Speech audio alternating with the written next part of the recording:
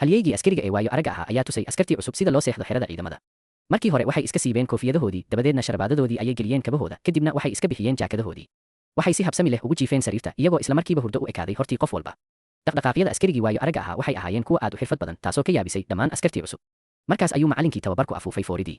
askarigii waayo aragga ahaa si dhaqso leh ayuu u kacay, dharkiisii ayuu xirtay, bustihiisiina si nidaamsan ayuu u laabay. wuxuu ku qaatay 3 eber ilbiriqsi oo keliya inuu sariirta galo oo jiifsado, halka uu 4 ilbiriqsi oo keliya ku qaatay inuu ka kaco sariirta, dharkiisana xirto. wax yar kadib, macallinku wuxuu doortay 2 askari oo cusub si ay goobta ugu soo bandhigaan isla tababarkaas. intii lagu jiray tababarka, dhaqdhaqaaqyadoodu waxay ahaayeen kuwo aad u qalafsan oo aan dabiici ahayn. askartii kale ee cusbayd waxay u arkeen muuqaalkaas mid qosol badan, wayna is-celin waayeen oo way qosleen. laakiin markii ay sariirta jiifsadeen ayay ogaadeen inay weli xiran yihiin sharabaadadoodii. sidaas darteed si degdeg ah ayay sharabaadadii dhulka ugu tuureen. ugu dambayn, macallinku wuxuu ku dhawaaqay in dhaqdhaqaaqooda hurdada uu qaatay 7 eber ilbiriqsi. arrintaasi aad bay uga caraysiisay macallinka, wuxuuna ku canaantay askartii cusub inay xitaa garan waayeen sida saxda ah ee loo seexdo. hase yeeshee, askartii cusbayd ayaa isla goobta kula dooday. markii ay hadalkaas maqleen, waxay ku jeesjeeseen macallinka iyagoo ku yidhi inuu wax kale qaban karin aan ka ahayn inuu dadka baro sida loo seexdo.